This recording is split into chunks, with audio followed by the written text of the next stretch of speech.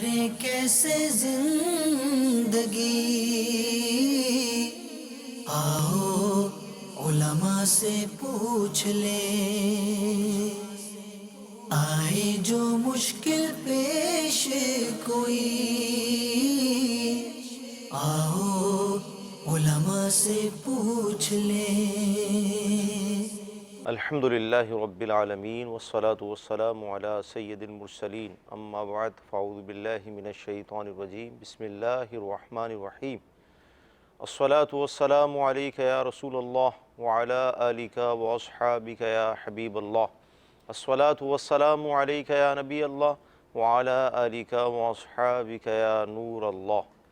میٹھے میٹھے اسلامی بھائیوں اور مدنی چینل کے ناظرین، سلسلہ دارالفتہ اہل سنت میں ایک بار پھر آپ کو مرحبا کہتے ہیں۔ الحمدللہ عز و جل، اس سلسلے میں ہم علم دین حاصل کرتے ہیں، شریعت کے احکام سیکھتے ہیں اور آپ کی کالز کو بھی شامل سلسلہ کیا جاتا ہے۔ ابتداً درود پاک کی فضیلت کہ فرمان مصطفیٰ صلی اللہ تعالی علیہ وسلم ہے، جس نے قرآن پاک پڑھا، رب تعالیٰ کی حمد کی اور نبی صلی اللہ تعالی علیہ وسلم پر درود شریف پڑھا، نیز اپنے رب سے مغفرت طلب کی، تو اس نے بھلائی کو اس کی جگہ سے تلاش کر لیا۔ صلو علی الحبیب صلی اللہ تعالی علی محمد صلی اللہ علیہ وسلم۔ مدنی چینل کے ناظرین، اگر آپ سلسلے میں آخر تک شامل رہیں گے تو انشاءاللہ عز و جل علم دین کا خزانہ آپ کے ہاتھ آئے گا۔ آئیے آپ کی کالز کو ہم شامل سلسلہ کرتے ہیں۔ السلام علیکم ورحمۃ اللہ وبرکاتہ۔ وعلیکم السلام ورحمۃ اللہ وبرکاتہ۔ سر، میں اب چوکی سے بات کر رہا ہوں، سعد اللہ نام ہے۔ میرے پاس قسط والے گاڑیاں ہیں، تو ان کا زکوٰۃ ہے یا نہیں ہے؟ انشاءاللہ عرض کرتے ہیں۔ جی اگلی کال۔ السلام علیکم ورحمۃ اللہ وبرکاتہ۔ وعلیکم السلام ورحمۃ اللہ وبرکاتہ۔ سوال ہے صاحب کی بارگاہ میں کہ اگرچہ کسی جو ہے عورت کا اگر 3 ماہ کا حمل ضائع ہو جائے، تو اب وہ جو ہے حمل ضائع ہونے کے بعد وہ کہتی ہے کہ میں 40 دن تک نماز نہیں پڑھ سکتی۔ برائے مہربانی اس کے بارے میں جو ہے ارشاد فرمائیں، جزاک اللہ خیر۔ السلام علیکم ورحمۃ اللہ وبرکاتہ۔ جی اگلی کال۔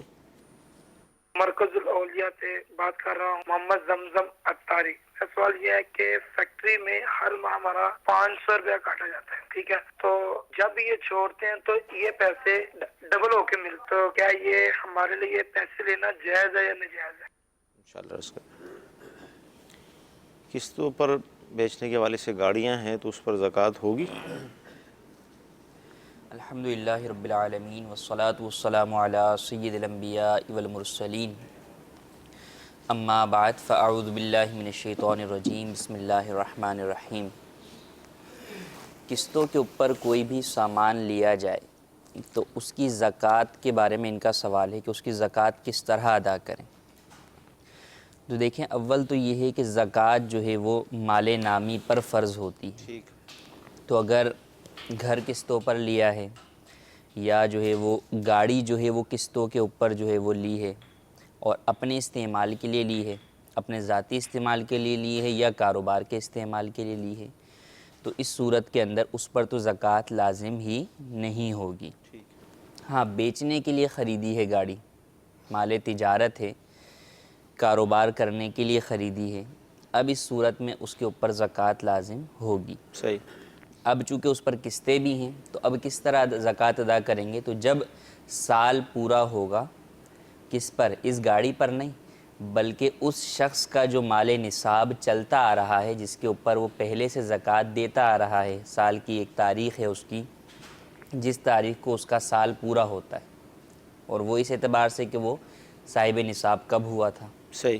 تو جب وہ تاریخ آئے گی تو اس وقت یہ دیکھے گا کہ اس کے پاس جو گاڑی ہے اس کی قیمت کتنی ہے۔ صحیح۔ مثلا خریدی اس نے 10 لاکھ کے اندر تھی، لیکن وہ جو 10 لاکھ کے اندر اس نے خریدی تھی وہ تو قسطوں کی وجہ سے 10 لاکھ کی پڑی اسے۔ اگر کیش میں خریدتا تو اس گاڑی کی قیمت 5 لاکھ روپے ہوتی، صحیح، یا 8 لاکھ روپے ہوتی۔ تو اب اس کی پھر استعمال بھی کچھ نہ کچھ کر لی ہوگی، تو اب یہ دیکھا جائے گا کہ اس وقت اگر اس کو یہ بیچنے جائے تو اس کی قیمت کتنی ہوگی۔ ٹھیک ہے۔ جتنی قیمت اس وقت ہوگی اس میں سے جتنی قسطیں بھی اس نے مزید ادا کرنی ہیں وہ مائنس کرے اور بقیہ کے اوپر زکوٰۃ ادا کریں۔ ٹھیک، اچھا، یہ قیمت کم ہونے کے اعتبار سے بھی ہو سکتا ہے۔ گھر آپ نے خریدا تو جیسے گاڑی میں بتایا کہ قیمت کم ہو گئی، آپ نے لی تو 10 لاکھ کی، لیکن جب سال گزرا تو اس کے استعمال کی وجہ سے اور کیش اگر اس کو بیچنے جائیں تو اس اعتبار سے اس کی جو قیمت بنتی ہے وہ جو ہے وہ 8 لاکھ بنتی ہے یا 7 لاکھ بنتی ہے، تو آپ پر 7 لاکھ میں سے قسطیں مائنس کر کے بقیے کی زکوٰۃ دینا لازم ہوگی۔ صحیح، لیکن مکان وغیرہ کے اندر جو دیکھا جائے تو وہ عموماً یہ کہ پراپرٹی کی قیمتیں بڑھتی چلی جاتی ہیں، تو وہ خریدا تو جو ہے وہ 10 لاکھ کا تھا، لیکن جب سال کے بعد جب اس کے بیچنے کی ٹائم آئے تو وہ 15 لاکھ کا اس وقت مارکیٹ کے اندر بک رہا ہے، صحیح، تو اس صورت میں 15 لاکھ کے اعتبار سے زکوٰۃ کو دیکھا جائے گا۔ ٹھیک، 15 لاکھ اس کی قیمت ہے، اب اس میں سے جتنی قسطیں ادا کرنی ہیں وہ قسطیں مائنس کریں گے اور بقیہ کی زکوٰۃ ادا کریں گے۔ مدنی چینل کے ناظرین، دارالفتہ اہل سنت کی طرف سے ایک کتاب شائع ہوئی ہے جس کا نام ہے احکام زکوٰۃ۔ اس کے اندر 400 کم و بیش مسائل ہیں جن کے جوابات دیے گئے۔ اگر آپ اس کتاب کو مکتب المدینہ سے حاصل کر لیں گے تو انشاءاللہ عز و جل زکوٰۃ کے حوالے سے بہت زیادہ آپ کو معلومات حاصل ہو جائے گی۔ کسی عورت کا جو ہے وہ حمل ضائع ہو گیا تو ان کا کہنا یہ ہے کہ مزید 40 دن تک نماز نہیں پڑھ سکتی۔ اس حوالے سے دیکھیں، اگر جو نفاس کا حکم ہے شرعی اعتبار سے، یعنی عورت کو بچے کی پیدائش کے بعد جو خون آتا ہے وہ نفاس کہلاتا ہے، اب وہ نفاس کی کم از کم کوئی مقدار بیان نہیں کی گئی، صحیح، بلکہ یہ ہے کہ جب بھی خون آنا بند ہو جائے صحیح، یا کسی کو آئے ہی نہیں تو وہ پاک ہے، غسل کر کے نماز ادا کرے گی، ٹھیک، اور زیادہ سے زیادہ مدت اس کی 40 دن ہے صحیح، کہ اگر 40 دن سے زیادہ خون آتا ہے تو اب وہ نفاس نہیں ہے، 40 دن تک نفاس ہو گیا، اس سے زیادہ کا استحاضہ ہو گیا، اس میں وہ غسل کر کے وضو کر کے اپنی نمازیں پڑھے گی، اور اگر خون مسلسل جاری ہے تو شرعی معذور والے احکام کے مطابق عمل کرے گی۔ ٹھیک، اور اگر کسی عورت کو عادت کے دن ہیں کہ اس کو نفاس پچھلی دفعہ جو ہے بچے کی پیدائش میں 30 دن آیا ہے یا 35 دن آیا ہے اور پھر اس دفعہ 40 سے ابو ہو گیا، تو اس صورت میں اس کے لیے حکم یہ ہے کہ وہ 35 دن جو ہے وہ 40 دن تک رکے گی تو نمازوں سے، لیکن جب دیکھا کہ 40 سے بڑھ گئے تو اب جو 5 دن یا عادت کے بعد جو اس کے 10 دن بچے، 30 دن عادت کے ہونے کی صورت میں ان نمازوں کی قضا کرے گی۔ صحیح، اب اگر عورت کو بچہ ضائع ہو جائے، بچہ پیدا نہیں ہوا، حمل ساقط ہو گیا، تو اس صورت میں حکم یہ ہے کہ اگر 4 ماہ سے پہلے حمل ساقط ہوا ہے صحیح، تو اس صورت میں یہ آنے والا خون نفاس نہیں ہے، بلکہ اگر پہلے 15 دن پاکی کے گزر چکے ہیں تو اس خون کو حیض مانا جائے گا، صحیح، اور پھر حیض کے اعتبار سے اس کے سارے احکامات ہوں گے۔ ٹھیک، اور اگر 4 ماہ ہو چکے تھے اس کے بعد بچہ ضائع ہوا تو پھر نفاس والے احکام اس خون کے اوپر نافذ ہوں گے۔ ٹھیک۔ سیلری میں سے 500 روپے کاٹے جاتے ہیں، جو اگلی ہماری کال تھی، جی، لیکن جب ملتے ہیں تو ڈبل ملتے ہیں، تو اس حوالے سے سیلری میں سے کچھ نہ کچھ پیسے کٹنا، ایک تو یہ قانون کے مطابق گورنمنٹ اداروں کے اندر ہوتا ہے کہ وہاں پر جو ہے یہ رقم کاٹی جاتی ہے، جس کو جی پی فنڈ یا پروویڈنٹ فنڈ کے نام جو ہے وہ دیا جاتا ہے۔ اسی طرح جو ہے وہ بعض جو ہے وہ پرائیویٹ کمپنیاں بھی جو ہے وہ اپنے ملازمین کا یہی معاملہ کرتی ہیں۔ اس میں ہوتا یہ ہے کہ یہ رقم جب لیتے ہیں ملازم سے کاٹتے ہیں تو اتنی ہی رقم ادارہ اپنی جانب سے ملاتا ہے اور پھر یہ دونوں رقمیں وہ بینک میں جمع کرا دیتا ہے۔ صحیح، پھر بینک میں جو ہے وہ اس کے اوپر سالہ سال جو ہے وہ سود ملتا رہتا ہے، سود جمع ہوتا رہتا ہے۔ پھر جب وہ ملازم اپنی تنخواہ اپنی نوکری چھوڑتا ہے، ریٹائرمنٹ ہو جاتا ہے، تو اس صورت کے اندر اسے وہ دونوں جمع شدہ رقم اور اس پر جو اضافی سود ملتا ہے وہ بھی ملتا ہے۔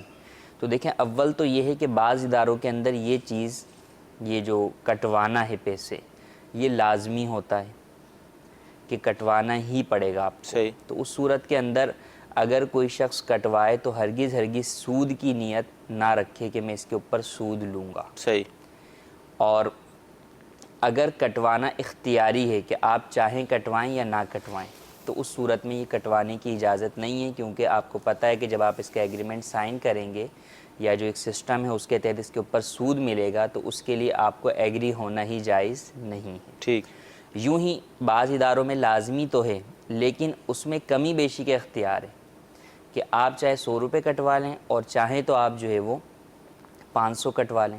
تو منیمم ان کی ایک حد ہوتی ہے کہ کم سے کم اتنے کٹوانا ضروری ہے، اضافی جتنا آپ چاہیں کٹوائیں، اس حساب سے پھر آپ کو بینیفٹ ملے گا۔ آپ جتنا کٹوائیں گے کمپنی بھی اتنا ہی ملائے گی اور پھر انٹرسٹ بھی اسی حساب سے زیادہ بڑھتا چلا جائے گا اس کے اوپر. تو جہاں پر یہ اختیار ہے کمی یا زیادی کا، وہاں بھی سب سے کم والی صورت کو ہی جو ہے وہ بادل ناخواستہ اختیار کرنے کی اجازت ہوگی، زیادہ والی کی طرف جانے کی اجازت نہیں ہوگی کہ وہ سود کو خود اختیار کرنا قرار پائے گا اور وہ گناہ کا کام ہے. اب جب یہ کٹ گیا تو گورنمنٹ اداروں کا حکم علیحدہ ہے اور پرائیویٹ اداروں کا حکم علیحدہ ہے. ٹھیک ہے. گورنمنٹ کے اندر جب اس طریقے سے یہ رقم ملازم کو ملے گی تو اس میں جو رقم اس کی اپنی ہے اور جو حکومت کی جانب سے اس کو دی گئی ہے وہ تو اس کے لیے حلال ہے. صحیح ہے. اور جو اس کے اوپر انٹرسٹ جو ہے وہ دیا گیا ہے وہ اس کے لیے لینا حلال نہیں ہے، اس کی اجازت نہیں ہے. ہاں اگر وہ شخص خود جو ہے وہ بیت المال کا مستحق ہے، شرعی فقیر ہے، غریب ہے، تو اس صورت کے اندر وہ لے سکتا ہے. اور اگر وہ خود ایسا نہیں ہے، صاحب استطاعت شخص ہے، صاحب نصاب ہے اور بیت المال کا مستحق کسی اور اعتبار سے بھی نہیں ہے، تو اس صورت میں اس نیت سے وہ رقم لے سکتا ہے کہ یہ رقم لے کر میں جو بیت المال کے مستحق افراد ہیں، غریب، فقراء، بیوہ، اندھے، اس طرح کے افراد، ان میں یہ رقم میں تقسیم کروں گا. اور جو پرائیویٹ ہے تو پرائیویٹ کے اندر یہ رقم چونکہ اس طور کے اوپر لینے کی اجازت نہیں ہے، بلکہ وہ جو ہے وہ انہیں واپس ہی کرنی ہوگی یا پھر اس کو مکمل طور پر صدقہ کا حکم ہوگا. مدنی چل کے ناظرین، مال کے حوالے سے آپ اندازہ لگا سکتے ہیں کہ کس قدر احتیاطیں ہیں اور فی زمانہ جس طرح کے حالات ہیں، بے احتیاطی کا دور ہے. اللہ تعالی ہمیں حلال کمانے، کھانے، اپنے بچوں کو کھلانے کی توفیق عطا فرمائے. مزید کالز کو شامل کرتے ہیں. السلام علیکم ورحمۃ اللہ وبرکاتہ. وعلیکم السلام ورحمۃ اللہ وبرکاتہ. دارالفتہ اہل سنت میں مفتی صاحب سے میرا سوال یہ ہے کہ قرآن پاک پڑھتے وقت جب سجدہ آتا ہے تو سجدہ کس طرح کیا جائے اور سجدے میں کیا پڑھا جائے؟ مہربانی فرما کر وضاحت کر دیں. انشاءاللہ عرض کرتے ہیں. جی اگلی کال. السلام علیکم ورحمۃ اللہ وبرکاتہ. وعلیکم السلام ورحمۃ اللہ وبرکاتہ. میرا سوال یہ ہے کہ اگر مصلی پہ خانہ کعبہ یا مسجد کی تصویر ہو تو نماز ہو جاتی ہے؟ عرض کرتے ہیں. سجدہ تلاوت کا طریقہ کار، جب قرآن پڑھتے ہیں تو درمیان میں آیت سجدہ. فقہ حنفی کے مطابق قرآن پاک میں 14 جو ہے وہ سجدے ہیں.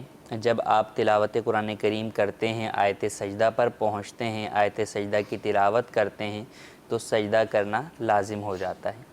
اچھا، جو شخص سنتا ہے سجدہ تلاوت اس کے اوپر بھی سجدہ کرنا لازم ہو جاتا ہے. سجدہ تلاوت کا طریقہ کار یہ ہے کہ کھڑے ہو کر اللہ اکبر کہتے ہوئے ڈائریکٹ سجدے میں چلے جائیں اور کم از کم 3 بار سبحان ربی الاعلیٰ کہیں اور پھر اللہ اکبر کہتے ہوئے کھڑے ہو جائیں. یہ ابتدا میں اور بعد میں اللہ اکبر کہنا یہ جو ہے وہ مستحب ہے. یوں ہی کھڑا ہونا، کھڑے ہو کر سجدے میں جانا اور سجدے کے بعد کھڑا ہونا یہ بھی مستحب ہے کہ اگر بیٹھ کر بھی کسی نے سجدہ کر لیا تو بھی سجدہ تلاوت ادا ہو جائے گا. اچھا، اس میں وضو ہونا ضروری ہوگا؟ جی بالکل، وضو ہونا جو ہے وہ سجدہ تلاوت کے لیے ضروری ہے. ٹھیک ہے. مصلی پر اگر خانہ کعبہ یا مدینہ منورہ کی تصویر ہو تو اس حوالے سے نماز تو بالکل پڑھی جا سکتی ہے اور نماز ہو بھی جائے گی، اس کی وجہ سے نماز میں کوئی کراہت نہیں ہوگی. ہاں یہ ہے کہ چونکہ جب مصلی پر یہ جو ہے وہ مقدس تصاویر بنی ہوئی ہیں تو بعض افراد کے گھٹنے جو ہے وہ ہو سکتا ہے اس تصویر کے اوپر لگ رہے ہوں، یا نماز پڑھنے کے بعد ہمارے ہاں احتیاط نہیں کی جاتی، اس کو اٹھایا نہیں جاتا تو بچے یا خود اپنا ہی پاؤں جو ہے وہ اس مقدس تصویر پر آ جائے. تو اس لیے اس کیا احتیاط کرنی چاہیے. یا تو اگر آپ پڑھیں تو مکمل جو ہے وہ احتیاط کے ساتھ پڑھیں اور نماز پڑھتے ہی فوری طور پہ جو ہے وہ جائے نماز کو اٹھا لیں تاکہ مقدس تصویر کی جو ہے وہ بے ادبی نہ ہو. ورنہ یہ ہے کہ سادہ جائے نماز پر پڑھیں، یہ زیادہ بہتر ہو. اچھا، یہاں پر ایک تھوڑا سا کانسیپٹ اگر کلیئر ہو جائے، جیسے ہمارے گھروں کے اندر توغرے لگے ہوتے ہیں، جی جی، سب گنبد کا ہے، خانہ کعبہ کا ہے، مقدس مقامات، وہ ہم توغرے کی صورت میں کس طرح لگاتے ہیں؟ اگر کسی سے کہا جائے کہ بھائی اس کو اٹھا کر آپ زمین پہ رکھ دیں تو وہ تصور بھی نہیں کرے گا یہ میں کیسے کروں. لیکن جانماز پر تھوڑا سا ذہن تبدیل ہو جاتا ہے، اس کو اتنا محسوس نہیں کرتے کہ خانہ کعبہ ہے، سبز گنبد ہے. اصل میں دیکھیں اس کے اندر یہ ہے کہ ادب کے اعتبار سے تو دونوں ہی جو ہے وہ برابر ہیں. صحیح. کہ جس طرح یعنی تصویر کا ادب ہے، نقش کا ادب ہے، وہ نقش سبز گنبد کا جو ہے وہ اوپر بھی ہے اور وہی جو ہے وہ جائے نماز کے اوپر بھی موجود ہے. تو اس اعتبار سے پاؤں رکھنا اس کے اوپر، ان تمام معاملات کے اعتبار سے تو بالکل بے ادبی ہیں. باقی چونکہ ادب کا تعلق جو ہے وہ عرف کے ساتھ ہے، عموماً ہمارے ہاں جانماز کو جو ہے وہ اس طرح بچھانا نہیں کہا جاتا. صحیح. یعنی عام چیز رکھ دینا وہ نہیں. اسی لیے آپ دیکھیں گے کہ بعض گھروں کے اندر اگر کوئی مقدس چیز لا کے رکھی جاتی ہے تو پہلے جانماز بچھا دیتے ہیں. تو جانماز کو ہی مقدس سمجھا جاتا ہے ہمارے یہاں. تو اب وہ جانماز کو جو بچھایا جا رہا ہے چونکہ اس کا خاص تعلق ہی نماز کے ساتھ ہے، تو اس لیے اس کے اندر جو ہے وہ بے ادبی کا گمان نہیں ہوتا کہ عرفاً جو ہے وہ اسے بے ادبی نہیں سمجھا جاتا. لیکن پاؤں رکھنا یا جو ہے وہ اس کے اوپر بیٹھ جانا تو یہ ضرور جو ہے وہ بے ادبی میں شمار ہوتا ہے، تو اس کی ہرگز اجازت نہیں ہے. ٹھیک ہے. مزید کالز کو ہم شامل کرتے ہیں. السلام علیکم ورحمۃ اللہ وبرکاتہ. وعلیکم السلام ورحمۃ اللہ وبرکاتہ. میں یہ پوچھنا چاہ رہا ہوں کہ یہ جو پلاٹ وغیرہ ہوتے ہیں جب ان کی بنیاد ڈالی جاتی ہے تو اس میں جو ہے بکری کا خون ڈالا جاتا ہے، اس کے بارے میں آپ کا کیا جواب ہے؟ کیا شرعی حیثیت ہے؟ مجھے بتا دیجیے گا. جی اگلی کال. السلام علیکم ورحمۃ اللہ وبرکاتہ. وعلیکم السلام ورحمۃ اللہ وبرکاتہ. میں قطر سے بات کر رہا ہوں، ساجد عباس میرا نام ہے. کیونکہ ہم قطر میں نماز پڑھتے ہیں تو ادھر کا میں نماز پڑھ رہا ہوں تو ایک آدمی آتا ہے، وہ پیچھے کندھے کے اوپر ہاتھ لگا کے کھڑا ہو جاتا ہے. اس کو پتہ نہیں ہے کہ میں سنت پڑھ رہا ہوں، میں فرض پڑھ رہا ہوں، میں وتر پڑھ رہا ہوں. اس کیا ہماری نماز ہو سکتی ہے یا اس کی ہو سکتی ہے، جماعت ہو سکتی ہے؟ انشاءاللہ عرض کرتے ہیں. جی اگلی کال. السلام علیکم ورحمۃ اللہ وبرکاتہ. وعلیکم السلام ورحمۃ اللہ وبرکاتہ. میں حاجی محمد فاروق. جمعے کی اذان پہلی اگر نہ دی جائے تو دوسری دی جائے تو اس میں کیا پہلے کیا ایسے شریعت میں پہلے کیا تھا، کب یہ دوسری اذان شروع ہوئی؟ السلام علیکم ورحمۃ اللہ وبرکاتہ. وعلیکم السلام ورحمۃ اللہ وبرکاتہ. جب گھر تعمیر کیا جاتا ہے تو عموماً ایسا ہوتا ہے کہ بکرے کا خون ذبح کر کر اس کی بنیادوں میں ڈالا جاتا ہے، تو ایسا کرنا کیسا؟ دیکھیں اصل تو یہ ہے کہ بکرا ذبح کرنا اگر تو اس لیے ہے کہ صدقے کے طور پر ذبح کر رہے ہیں کہ صدقہ جو ہے وہ آفات و بلیات کو دور کرتا ہے، گھر کی تعمیر ہے، گھر جو ہے وہ آفات و بلیات سے محفوظ رہے، اس لیے اگر جانور ذبح کرتے ہیں تو بالکل یہ تو جائز ہے، اس میں کوئی حرج نہیں ہے. اور اس کا گوشت جو ہے وہ غریبوں میں بھی تقسیم کر سکتے ہیں، رشتہ داروں میں بھی تقسیم کر سکتے ہیں کہ صدقہ نافلہ ہے، اور گھر والے خود بھی اس میں سے کھا سکتے ہیں. لیکن یہ کانسیپٹ ہے کہ خون ڈالنے سے جو ہے وہ گھر کی بنیادیں پکی ہوں گی یا جو ہے وہ یہ زلزلے میں جو ہے وہ نہیں ہلے گا، ان باتوں کی کوئی حقیقت اور حیثیت نہیں ہے. بلکہ خون تو ایک ناپاک ہے، جو دم مسفوح ہے، بہتا خون ہے، ناپاک خون ہے، اس سے تو برکت کا تصور بھی نہیں کرنا چاہیے کہ ناپاک چیز سے کوئی برکت حاصل نہیں ہو سکتی. تو لہٰذا یہ جو کانسیپٹ ہے کہ ڈالا جائے یہ ہرگز نہ کیا جائے. نارمل جو ہے وہ اس کو ذبح کریں اور ذبح کر کے اس کے گوشت کو تقسیم کریں، اور وہ جو گوشت تقسیم کیا ہے یہ در حقیقت صدقہ ہے. اس صدقے سے جو ہے وہ یہ نیت کریں کہ گھر کے آفات اور بلیات جو ہے وہ دور ہو جائیں. صحیح. نماز سے والے سیدھی کال کہ دنیا میں ایسا ہوتا ہے کہ اکثر جو ہے وہ عرب ممالک کے اندر جو ہے وہ یہ ہوتا ہے. اچھا یہ بھی ایک وہ ہے کہ دیکھیں باجماعت نماز پڑھنے کا جو ہے شوق ہے، یہ دیکھا گیا عرب کے اندر. ہمارے ہاں جو ہے وہ ایسا جو ہے وہ بہت کم جو ہے وہ دیکھنے میں آتا ہے کہ اگر ہم دو افراد بھی موجود ہیں تو وہ دو الگ الگ جو ہے وہ مسجد کے پلر میں بعد میں آ کے نماز پڑھ لیں گے. تو اب یہ کہ باجماعت نماز جو ہے وہ پڑھنی چاہیے. اگر مسجد میں کی جماعت کبھی رہ گئی تو اس صورت کے اندر بھی 2-4 افراد اگر ہیں اور مسجد میں جمع ہو گئے ہیں تو اب ان میں اگر کوئی قابل امامت ہے تو اس کو آگے بڑھا کر باجماعت ہی نماز جو ہے وہ ادا کرنی چاہیے. لیکن یہ جو صورتحال ہے کہ اب وہ پیچھے ہاتھ لگایا تو اس میں تو کوئی حرج نہیں، نہ اس کی وجہ سے نمازی کی نماز میں خلل واقع ہوگا. لیکن شرعی اعتبار سے چونکہ ہم فقہ حنفی کے مطابق احکام بتاتے ہیں تو فقہ حنفی کے اندر فرض والا ہی فرض والے کی اقتداء کر سکتا ہے.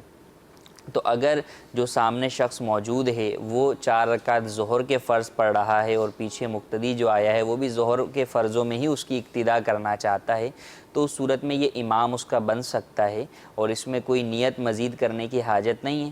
ہاں یہ ہے کہ جب اس نے ہاتھ لگایا تو اب اگر ایسی نماز ہے جس میں بآواز بلند تلاوت کرنا ضروری ہے جیسے مغرب، عشاء یا فجر میں، تو اب جہاں تک تو اس نے آہستہ تلاوت کی، جب تک وہ اکیلے پڑھ رہا تھا آہستہ پڑھ رہا تھا، جب وہ اس کو مقتدی کسی نے امام بنا لیا تو اب اپنی آواز جو ہے وہ بلند کر دے۔ اسی طرح رکوع سجدے کے جو تکبیرات انتقالات ہیں وہ بآواز بلند کریں تاکہ مقتدی جو ہے وہ اس کی ان باتوں پر مطلع ہو کر جو ہے وہ نماز کی ادائیگی کرے۔ تو اس بات کا خیال رکھیں۔ اور اگر یہ ہے کہ یہ پتہ ہے کہ میں سنتیں پڑھ رہا ہوں یا نفل پڑھ رہا ہوں، صحیح، اب یہ پیچھے آنے والا چونکہ فرض کے اندر ہی اقتداء کا طالب ہے، یہ چاہتا ہے کہ میری فرض نماز جو ہے وہ اس کے پیچھے ہو جائے، تو اس صورت کے اندر پھر یہ بآواز بلند شروع نہ کرے بلکہ یہ اپنی نماز پڑھتا رہے اور سلام پھیر کر اسے بھلے بتا دے کہ بھئی میں جو ہے وہ نفل یا سنت پڑھ رہا تھا۔ یوں ہی اگر یہ اپنی کوئی قضا نماز پڑھ رہا ہے اور پیچھے آنے والا اس سے جو ہے وہ اس وقت کی نماز کے اندر جو ہے وہ امامت کا طالب ہے کہ یہ جو ہے وہ میرا امام بن جائے،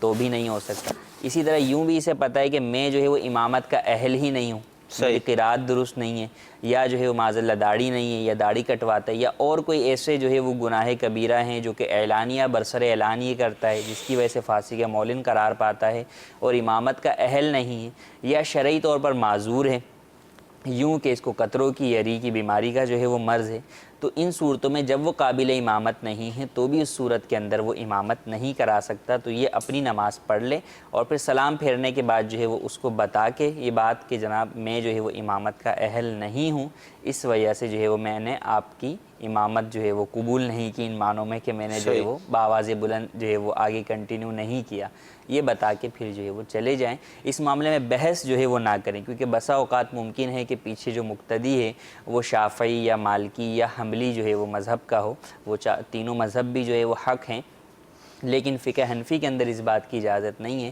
کہ کوئی شخص جو کہ نفل پڑھا رہا ہو وہ کسی فرض والے کی اقتداء کرے۔ ٹھیک ہے۔ جمعے کی پہلی اذان اگر نہیں دی گئی تو کیا اثر پڑے گا اسے جمعے کی نماز پر، اور اس کی ابتدا کب سے ہوئی اذانوں کی؟ دیکھیں جمعے کی اگر ایک اذان دی ہے تو وہی ایک اذان جو ہے وہ آپ اس کو پہلی کہہ لیں یا دوسری کہہ لیں۔ ٹھیک ہے۔ تو جمعے کی دو اذانیں ہیں، جو در حقیقت دوسری اذان ہے وہ پہلی اذان تھی نبی کریم صلی اللہ علیہ وسلم کے زمانے میں، حضرت ابوبکر صدیق رضی اللہ تعالیٰ عنہ کے زمانے میں، حضرت عمر فاروق اعظم رضی اللہ تعالیٰ عنہ کے زمانے میں جمعے کی ایک ہی اذان ہوا کرتی تھی اور وہ اذان سنت مؤکدہ ہے۔ اور پھر وہ اذان دوسرے نمبر پر آ گئی اور اس سے پہلے ایک اور اذان دی جانے لگی۔ یہ اذان کی ابتدا حضرت عثمان غنی رضی اللہ تعالیٰ عنہ کے دور خلافت میں ہوئی، جب آپ نے لوگوں کو جمعے میں سستی کرتے ہوئے دیکھا تو آپ نے یہ اذان جو ہے وہ بازار کے اندر کہلوانا شروع کی تاکہ لوگ جو ہے وہ مسجد کی طرف آئیں اور سعی الی الجمعہ کر کے جمعے کے اندر حاضر ہو جائیں۔ تو یہ جو پہلی اذان، اب جو پہلی اذان ہے یہ جو ہے وہ حضرت عثمان غنی رضی اللہ تعالیٰ عنہ کے دور خلافت میں شروع ہوئی، نبی کریم صلی اللہ علیہ وسلم کے زمانے میں، حضرت ابوبکر صدیق رضی اللہ تعالیٰ عنہ کے زمانے میں، حضرت عمر فاروق اعظم رضی اللہ تعالیٰ عنہ کے زمانے میں نہیں تھی۔ تو اب اگر جو ہے وہ اذان نہیں دی، جان بوجھ کر نہیں دی، تو سنت مؤکدہ کے تارک ہوئے، توبہ بھی کریں اور آئندہ جو ہے وہ باقاعدہ دونوں ہی اذانوں کا اہتمام کر کے جمعہ ادا کریں۔ باقی یہ کہ جو جمعہ ادا ہوا وہ جمعہ فی نفسہ ہی ادا ہو جائے گا۔ دیکھیں اب یہاں یہ بھی پتہ چلا ہے کہ حضرت عثمان غنی رضی اللہ تعالیٰ عنہ کے زمانے میں یہ اذان شروع ہوئی، اور اس وقت کون سا جو ہے وہ خطہ یا کون سے ایسے جو ہے وہ لوگ ہوں گے، مسلمان ہوں گے جو کہ جمعہ ایک اذان سے ادا کرتے ہوں؟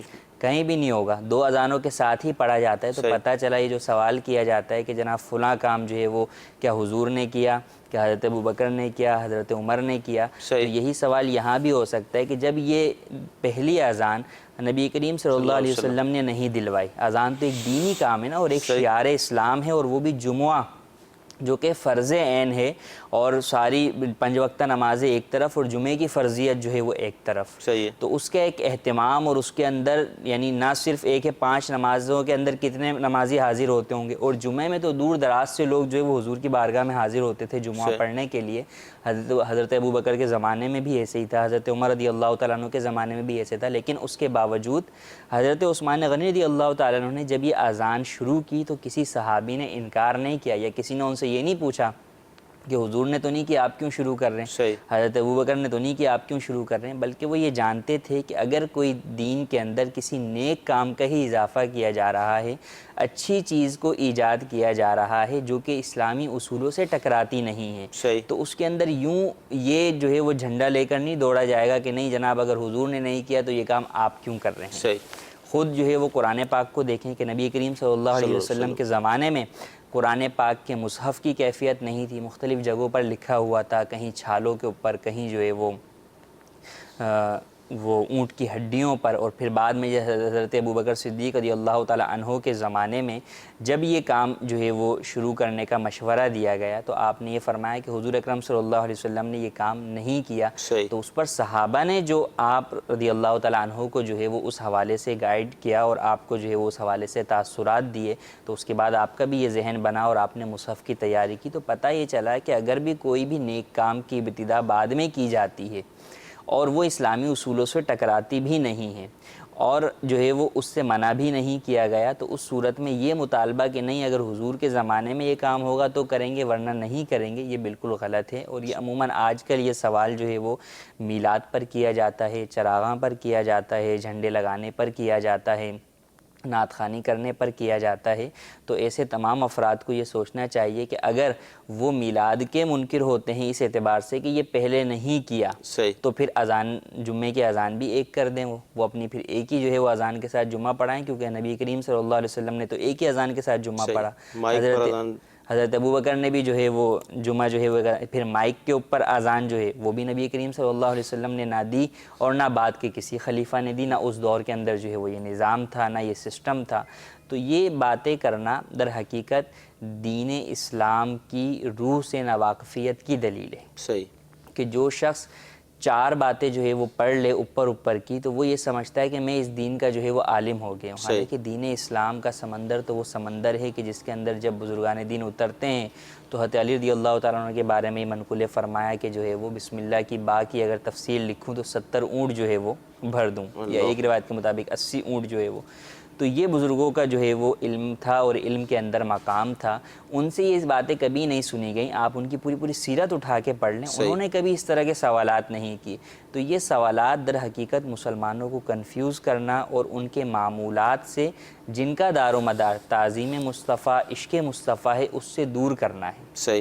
تو اس بات سے جو آج ہم نے واضح ایک مسئلہ تو نہیں تھا مگر چونکہ ایک گفتگو تھی جمعے کی اذان ثانی کا معاملہ تھا تو اس کے حوالے سے بیان کرنے کی ضرورت محسوس ہوئی کہ جو چیز اگر پہلے نہیں بھی ہوئی، نبی کریم صلی اللہ علیہ وسلم نے نہیں بھی کی، لیکن بعد میں اگر وہ ہو رہی ہے اور شریعت کے مخالف نہیں ہے، شریعت نے منع بھی نہیں کیا، تو پھر اس صورت کے اندر اس کو روکنا یوں کہہ کر کہ پہلے کس نے کیا، یہ بالکل غلط بات ہے۔ بلکہ ہم تو یہ کہہ سکتے ہیں کہ اس دور میں ایسی بے شمار چیزیں ہیں، اگر ہم اس کو کمپیئر آقا علیہ السلام کی ظاہری حیات سے کمپیئر کریں تو شاید گھر سے ہم قدم بھی باہر نہیں نکال سکتے۔ بالکل ایسا ہی، مگر چلیں وہ تو اس میں یہ کہہ لیں گے جناب تو ہمارا کون سا عمل جو ہے وہ حجت ہے، چلیں ہم بھی غلط کر رہے ہیں، کوئی ایسا کہہ سکتا ہے، لیکن یہ جو مثال ہے قرآن پاک کے جمع کرنے کی، یہ اسی طریقے سے یہ جمعے کی اذان ثانی کی مثال، تو یہ وہ مثالیں ہیں جو کہ خود صحابہ سے اس کا صدور ہوا کہ سابقہ خلفاء نے نہیں کیا، بعد والے خلفاء نے کیا۔ جیسے اذان ہے کہ 2 خلیفہ گزر گئے، حضرت عمر رضی اللہ تعالیٰ عنہ جنہوں نے اتنی اصلاحات کی اور اتنا ایک نظام جو ہے وہ اسلام کو پورا بنا کر دیا، ہر چیز کے اندر فوج کے محکمے قائم کیے، ٹریفک کا نظام بنایا، ہر چیز کا ایک نظام بنایا، آپ کے دور میں بھی وہ کام نہیں ہوا۔ اچھا دوسری طرف آپ دیکھیں حضرت ابوبکر صدیق رضی اللہ تعالیٰ عنہ کے زمانے کے اندر جو ہے وہ یہ تھا کہ جو ہے وہ قرآن پاک کو جو ہے وہ جمع کیا گیا، نبی کریم صلی اللہ علیہ وسلم کے زمانے میں وہ کام نہیں ہوا، لیکن پھر تیسرے دور میں آ کر جمعے کی اذان ثانی کا جو ہے وہ اضافہ ہوتا ہے، اور اس کے اوپر آپ کوئی بھی کتاب اٹھا کے دیکھ لیں، سیرت کی کتابیں اٹھا لیں، تاریخ کی کتابیں اٹھا کے دیکھ لیں، اسلامی فیصلوں کی کتابیں اٹھا کر دیکھ لیں، کہیں یہ نہیں ملے گا کہ وہاں پر یہ سوال ہوا کہ آپ یہ کام کیوں کر رہے ہیں جب حضرت ابوبکر نے نہیں کیا اور حضرت عمر نے نہیں کیا، کیونکہ صحابہ جو ہے وہ در حقیقت دین سے جو ہے وہ آشنا تھے، وہ آج کل کے لوگوں کی طرح جو ہے وہ چند باتیں نہیں پڑھے ہوئے تھے، بلکہ وہ تو حضور اکرم صلی اللہ علیہ وسلم سے ہی علم دین حاصل کرنے والے تھے، تو وہ ساری حکمتیں شریعت کی اور مقاصد شریعت کو جانتے تھے کہ حضرت عثمان غنی رضی اللہ تعالیٰ عنہ کا یہ فیصلہ ہرگز جو ہے وہ اسلام کے خلاف نہیں بلکہ اسلام کے اندر ایک اچھی جو ہے وہ طرز عمل کی طرف جو ہے وہ آپ کا یہ فیصلہ جو ہے وہ جاتا ہے۔ ماشاءاللہ بہت پیارا آپ نے کلام فرمایا. مزید کالس کو ہم شامل کر دیں.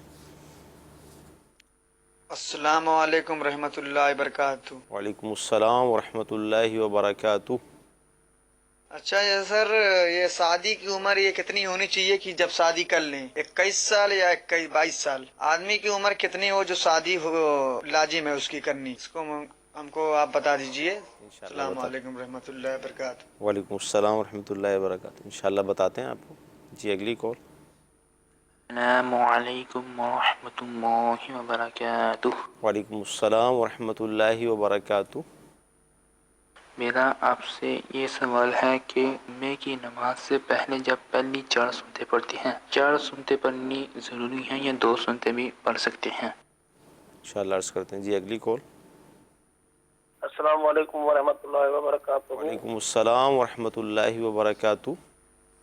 سانگڑ سے بات کر رہا ہوں، غلام قادر نظامانی. کر میری اپنی زمین ہے، تو یہ عشر کا مسئلہ پوچھنا تھا کہ یہ بعض علماء یہ کہتے ہیں کہ بھائی آپ اپنا خرچہ نکال کے بعد میں عشر نکالیں، اور کچھ عالم یہ کہتے ہیں کہ بھائی خرچہ نہیں نکلے گا، باقی جو ہے نا آپ عشر نکالیں، یعنی کہ 10واں حصہ. اس میں ہم لوگ ہمارے ہاری بھی ہوتے ہیں، تو اس ہاریوں کا حصہ نکال کے بعد میں ہم عشر نکالیں گے، یا ہاریوں کا حصہ بھی اس میں ڈال کے مطلب وہ بعد میں عشر نکالیں گے؟ اس کے علاوہ یہ بھی ہے ہمارے ساتھ کی کچھ علماء تو یہ بھی کہتے ہیں کہ بھائی اپنا عشر جو ہے نا اس سے پہلے جو ہے نا آپ جو ٹیکس ہے حکومت کا وہ بھی آپ نکالیں گے پہلے، آدھا عشر کا آدھا حصہ جو ہے نا وہ آپ ٹیکس نکالیں گے، جو بھی آبیانہ یا جو بھی ہے مطلب سرکار کا. اس کے بعد جو ہے نا آپ وہ عشر کا جو ہے نا آدھا حصہ جو ہے نا وہ غریبوں میں دیں گے.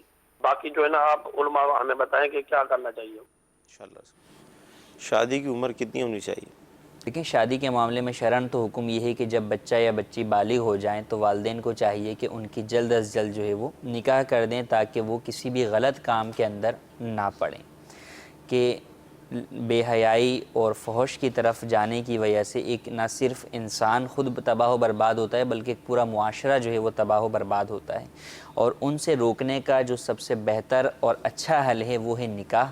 صحیح. کہ اس کے ذریعے سے بندہ اپنی نگاہوں کی حفاظت کر لیتا ہے، اپنے خیالات کو جو ہے وہ منتشر خیالی سے بچا کر اپنے دیگر امور کے اندر بھی جو ہے وہ ایک راہ راست پر آ جاتا ہے، ایک اعتدال کی راہ پر آ جاتا ہے. اب اس کے لیے مختلف اعتبار سے وہ یہ ہے کہ بعض صورتوں کے اندر شادی کرنا فرض بھی ہو جاتا ہے، بعض صورتوں میں واجب بھی ہے، بعض صورتوں میں شادی کرنا ہی حرام ہو جاتا ہے، بعض صورتوں کے اندر جو ہے وہ مکروہ تحریمی ہو جاتا ہے. تو وہ یہ ہے کہ اگر کوئی شخص ہے نارمل حالت ہے اس کو جو ہے وہ شہوت اتنا زیادہ تنگ نہیں کرتی کہ وہ کسی گناہ کی طرف جو ہے وہ بڑھے، تو اس صورت میں نارمل حالت کے اندر تو نکاح کرنا سنت ہے. لیکن اگر ایسی صورت ہے کہ اگر وہ شادی نہیں کرتا تو اس کو زنا میں پڑنے کا یقین ہے، تو اس صورت کے اندر تو اس کے اوپر شادی کرنا فرض ہو جائے گا. تو اب وہ جو بالغ ہونے کے بعد جو فرض، اچھا پھر اب یہ فرض ہوگا، لیکن اب اس کے ساتھ دوسری چیز یہ ہے کہ کیا وہ حقوق پر بھی قادر ہے. ایک طرف سے تو اس کے اوپر فرض ہے اس اعتبار سے کہ اپنے آپ کو گناہ سے بچنا ہے، دوسری طرف کیا وہ زوجہ کے حقوق پر، نان نفقہ پر اور دیگر جو بھی حقوق ہیں ان کی ادائیگی پر قادر بھی ہے. اگر ان کی ادائیگی پر قادر نہیں ہے کہ ایک، تو پھر کیا ہوگا کہ اگر شادی اپنے آپ کو گناہ سے بچانے کے لیے، ایک گناہ سے بچانے کے لیے شادی کرے گا اور پھر زوجہ کے حقوق ادا نہ کر کے، نان نفقہ ادا نہ کر کے دوسری طرف سے پھر گناہ کے اندر وہ پڑ جائے گا. اسی طریقے سے اگر جو ہے وہ گناہ میں پڑنے کا جو ہے وہ یقین تو نہیں، لیکن جو ہے وہ اس کو اندیشہ اس بات کا کہ وہ گناہ میں پڑ جائے گا، تو اس صورت کے اندر جو ہے وہ شادی کرنا واجب ہو جاتا ہے. تو اب یہ تمام صورتحال دیکھتے ہوئے پھر شادی کے اوپر حکم لگایا جائے گا کہ کس کو کس عمر میں شادی کرنی چاہیے. صحیح. تو حتی الامکان تو جلد از جلد شادی کر لیں، والدین جو ہے وہ شادی کروا دیں تاکہ بچے گناہوں کی طرف بڑھے ہی نہیں، لیکن اس شرط کے ساتھ کہ وہ بچہ جو ہے وہ حقوق کی ادائیگی پر قادر ہو. اگر حقوق کی ادائیگی پر قادر نہیں ہے اور پھر جو ہے وہ اپنے جو ہے وہ گناہ کے اندر بھی پڑنے کا اندیشہ ہے، تو پھر جو ہے وہ طریقے اختیار کریں جن سے گناہ سے بچ جائیں. اور وہ یہ ہے کہ اگر شہوت ستاتی ہے تو روزے کثرت سے رکھیں اور اپنے ماحول کو تبدیل کریں، دینی ماحول کے اندر جو ہے وہ رہیں.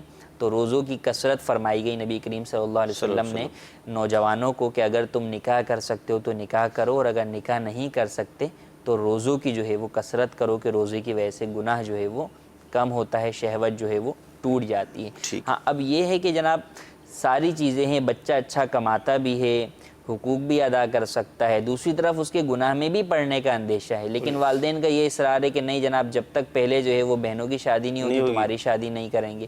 اب وہ بہنوں کی شادیوں کے لیے کماتا رہے جب تک وہ خود گناہ کے اندر پڑتا رہے، تو والدین کا یہ جو انداز ہے یہ غلط ہے۔ یا یہ کہ ایک جو ہے وہ بیٹا ہے چھوٹا، وہ تو حقوق پر قادر ہے، وہ اچھا کما بھی رہا ہے، اچھا کھا بھی رہا ہے، سارے معاملات بھی ہیں، اور جو اس کا بڑا بھائی ہے وہ نکٹو ہے، وہ جو ہے وہ کچھ کرتا ہی نہیں ہے۔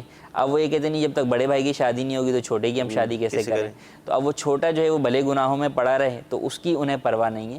تو اس چیز کے حوالے سے والدین کو راہ اعتدال اختیار کرنی چاہیے کہ یہ صرف رسم و رواج کی بنیاد پر، لوگ کیا کہیں گے کی بنیاد کے اوپر اپنے کو اور اپنی اولاد کو گناہوں میں نہیں ڈالنا چاہیے۔ آپ کو اگر یہ دکھتا ہے کہ آپ کا فلاں لڑکا ہے یا فلاں لڑکی ہے وہ گناہ کی طرف جو ہے وہ جا رہا ہے اور شادی جو ہے وہ اس کا حل ہے اور وہ اس کے حقوق بھی ادا کرنے کے اوپر قادر ہے، تو اس صورت کے اندر اس چیز سے قطع نظر کے معاشرے میں لوگ ہمیں کیا کہیں گے، بڑی بیٹی کے بیٹھے ہوئے چھوٹی کا جو ہے وہ رشتہ آتا بھی ہے تو نہیں کرتے، تو یہ تمام باتوں کو والدین کو خیال رکھنا چاہیے کہ والدین کے اوپر یہ حقوق ہیں اولاد کے کہ والدین اپنی اولاد کا اچھی جگہ پر رشتہ کریں اور جلد از جلد کریں تاکہ انہیں گناہ سے جو ہے وہ بچا لیں، اور معاشرہ جو ایک تباہی کی طرف جا رہا ہے اس معاشرے کے اندر بھی یہ والدین کا کردار ہوگا، کیونکہ فرد سے معاشرہ بنتا ہے۔ تو اگر سارے والدین اپنی اولاد کے حوالے سے اس اعتبار سے سوچیں گے کہ انہیں جلد از جلد جو ہے وہ نکاح کریں تاکہ وہ بے راہ روی کا شکار نہ ہوں، تو اس سے آپ کا معاشرہ خود جو ہے وہ راہ راست کی طرف آنا شروع ہو جائے گا۔ مدنی چینل کے ناظرین، مدنی چینل پر ایک سلسلہ ہوا تھا کہ شادی کب کریں، اس میں نگران شورا بھی تھے، مفتی قاسم صاحب بھی موجود تھے۔ اگر چاہیں تو دعوت اسلامی کی ویب سائٹ سے آپ اس کو ڈاؤن لوڈ بھی کر سکتے ہیں، وہاں جا کر اگر دیکھیں گے تو مزید انشاءاللہ عز و جل معلومات آپ کو حاصل ہو جائے گی۔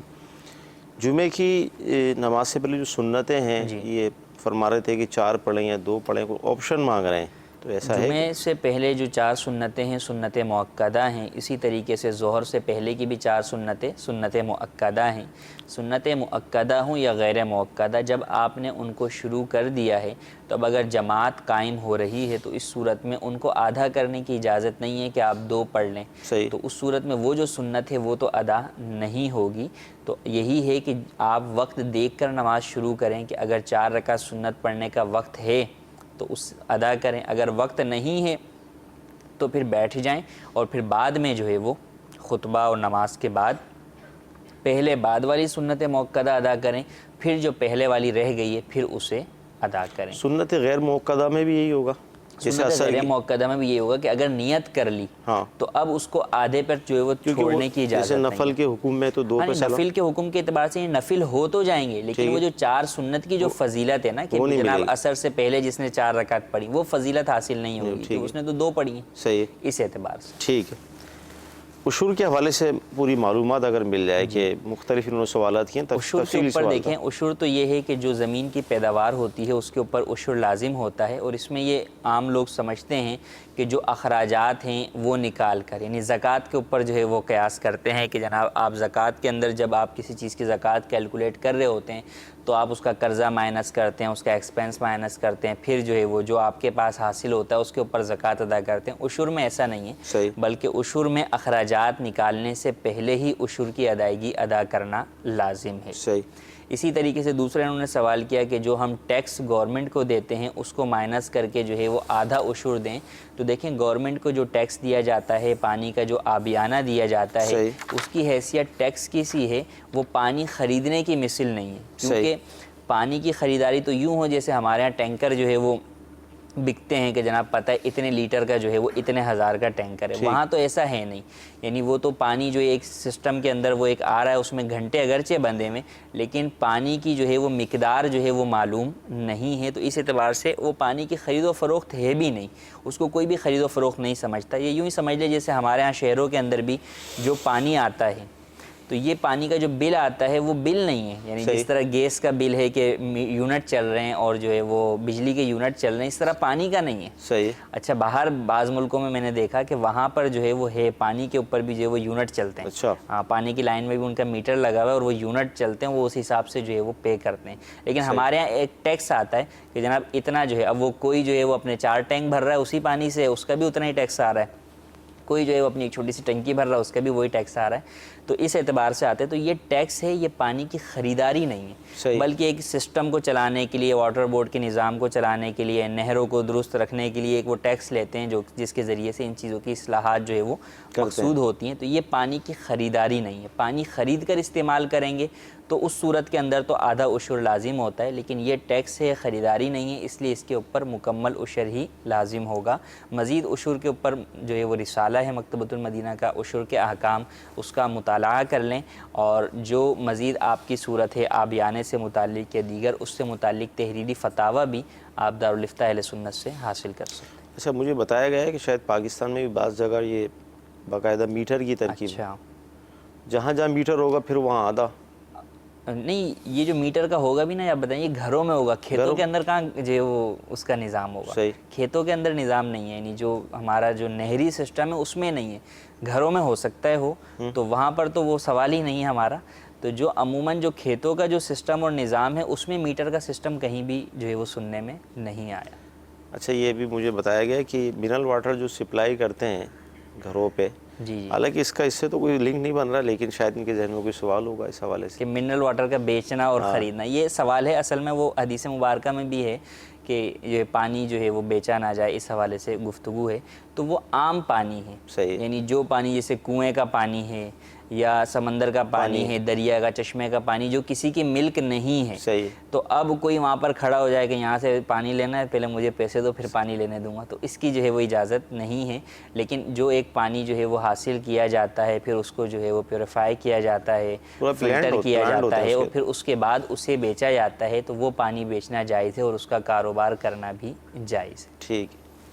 مدنی چینل کے ناظرین، الحمدللہ کتنی زبردست معلومات ہمیں حاصل ہو رہی ہے اور سلسلے کا وقت بھی ختم ہو رہا ہے. انشاءاللہ آخر میں 1-2 کالیں مزید شامل کر لیتے ہیں. السلام علیکم ورحمۃ اللہ وبرکاتہ. وعلیکم السلام ورحمۃ اللہ وبرکاتہ.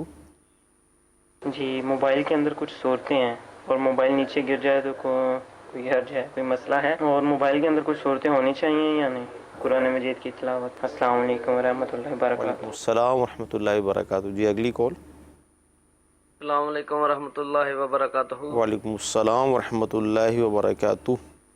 آپ یہ عرض کر دیں کیا شادی پر فلم بنوانا جائز ہے یا نہیں؟ انشاءاللہ عرض کریں. موبائل میں قرآن پاک کا رکھنا، صورتوں کو رکھنا، موبائل گرتے بھی ہیں. موبائل کے اندر جو ہے وہ قرآن پاک جو ہے وہ سافٹ ویئر وغیرہ جو یا پکچر کی صورت کے اندر رکھ تو سکتے ہیں. اور آج کل جو فاسٹ جو ہے وہ لائف کا جو انداز ہے اس کے اندر جو ہے بہت سارے مواقع کے اوپر پڑھنے کا بھی جو ہے وہ موقع مل سکتا ہے. تو یہ ہے کہ رکھنے میں تو کوئی حرج نہیں ہے. اور موبائل گر جائے تو چونکہ قصداً تو کوئی موبائل ویسے بھی نہیں گرائے گا، تو اس میں کوئی گناہ نہیں ہے. ہاں یہ ہے کہ احتیاط کرنی چاہیے، خاص طور پہ جس وقت اپلیکیشن آپ کی کھلی ہوئی ہے اور قرآن حروف ظاہر ہو رہے ہیں، تو اس وقت کوئی بھی ایسا عمل موبائل کے ساتھ نہ کریں جو کہ بے ادبی تصور کیا جائے. وضو، ہاں وضو کے اندر یہ ہے کہ باوضو ہی چھوا جائے، بغیر وضو اسکرین پر ظاہر ہونے والے قرآن حروف کو چھونا منع ہے. ٹھیک ہے. شادی میں فلم کا بنوانا، دیکھیں ویڈیو جو ہے وہ ایک چیز ہے، لیکن اب اس کا جائز استعمال بھی ہے، ناجائز استعمال بھی ہے. شادیوں میں جو عموماً ویڈیو بنتی ہے یا فلم بنتی ہے وہ ناجائز امور پر ہی مشتمل ہوتی ہے. ناچ گانا ہوتا ہے، اگر ناچ گانا نہ بھی ہو تو پھر محرم اور نامحرم خواتین کا جو ہے وہ اختلاط ہوتا ہے، یا وہ مووی کے اندر جو ہے وہ اس کا انتظام ہوتا ہے. اچھا پھر یہ کہ آپ کہیں کہ نہیں ہم مردوں کی الگ بنوائیں گے، عورتوں کی الگ بنوائیں گے، تو بعد میں دیکھ دوسرے ہی رہے ہوں گے. عورتوں کی جو ہے وہ مووی مرد دیکھ رہے ہوں گے اور جو ہے مردوں کی مووی جو ہے وہ عورتیں دیکھ رہی ہوں گی. تو اس طور کے اوپر شادی کی مووی بنوانا جو کہ ان تمام ناجائز امور پر مشتمل ہوتی ہے، اس کی شرعاً اجازت نہیں ہے. ہاں دینی محافل ہیں ان کی جو ہے وہ بنوانی ہے، اور وہ بھی صرف مردوں کی بنوائیں، خواتین کی جو ہے وہ ویڈیوز ہرگز نہ بنوائیں. اچھا یہاں پر آپ مدنی چینل کے ناظرین کو کیا ذہن دیں گے کہ شادی ہوئی، شوہر نے اپنی زوجہ کو نہیں دیکھا جی، اور یہ مووی بنانے والا کمرہ خاص کے اندر بھی پہنچ جاتا ہے اور بالکل کتنی عجیب بات ہے. بالکل. یہ حتیٰ کہ جو دینی گھرانے والے بھی ہیں کہ اب چونکہ شادی کے اندر وہ ایسا سسٹم ہوتا ہے کہ جو برقعے والی بھی ہے وہ بھی برقع جو ہے وہ اتار دیتی ہے. وہ بھلے جو ہے وہ خواتین والی سائڈ پر ہی ہوتی ہے لیکن جو ہے وہ اس کو گویا کہ محرم سمجھا جاتا ہے ویڈیو بنانے والے کو کہ باقی سارے تو نامحرم ہیں اور یہ جو ہے وہ ایک خاص محرم ہے کہ یہ جو ہے وہ سب میں جو ہے وہ گھوم پھر سکتا ہے.